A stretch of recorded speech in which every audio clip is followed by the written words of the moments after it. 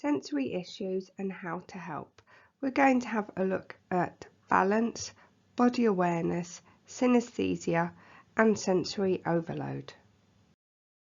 When the senses seem to be too acute, this is hypersensitive, over, or if they're not working at all, this is hyposensitive, under. So this is when your balance, your vestibular, is undersensitive. The person would need to rock, swing or spin, jump up and down to get some sensory input. They may have no fear of heights and they might make the person fidgety. So activities you could use for this to help develop the system is rocking horses, as we said, swings, spinny chairs, roundabouts and seesaws. And you can practice catching a ball or walking up steps.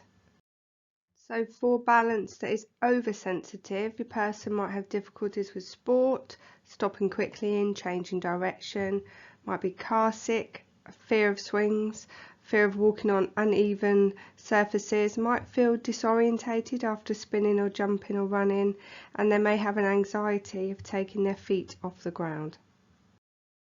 So tips. You could help by breaking down activities into small, more easy to manage steps and using visual cues such as a finish line and playing games with balloons. So body awareness, proprioception, this is when you're undersensitive. This could be you're standing too close to others and you cannot measure proximity or judge personal space. Be difficult to get around rooms, avoiding obstructions, bumping into people, or holding your body in an odd position.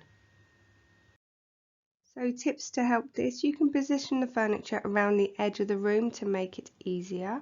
You can use weighted blankets, pressure therapy vests, or put coloured tape on the floor to indicate boundaries. And teaching the arm's length rule to judge personal space.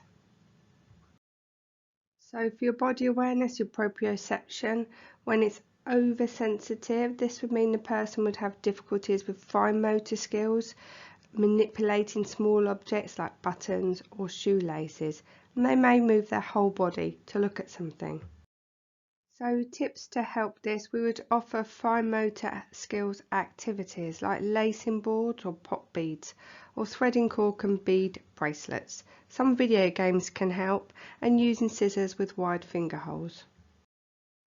So synesthesia, this is very rare, and this is experienced by some when your senses get mixed up or joined together. So you could hear the colour blue, or you might smell a sound. And interestingly, Pharrell Williams has this. So whilst our people struggle to filter sensory input, this is called monotropic. And that's when they're only able to use one sense at a time. And if this gets overloaded, they may be unable to hear, and the quickest way to alleviate these symptoms is to move away or give the person time out.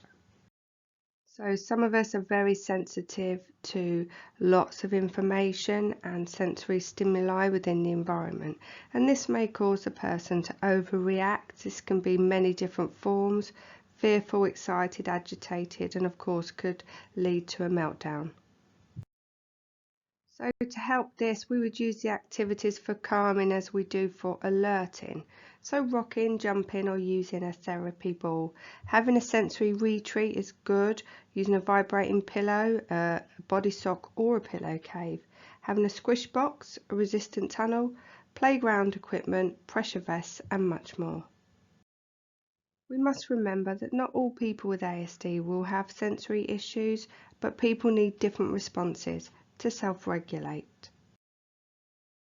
It's a good idea to carry a sensory toolkit, which is a bag or a box that contains individual items to de-stress, and this should be personalised. It can be a piece of fabric, stress ball, chewy toy, whatever you like.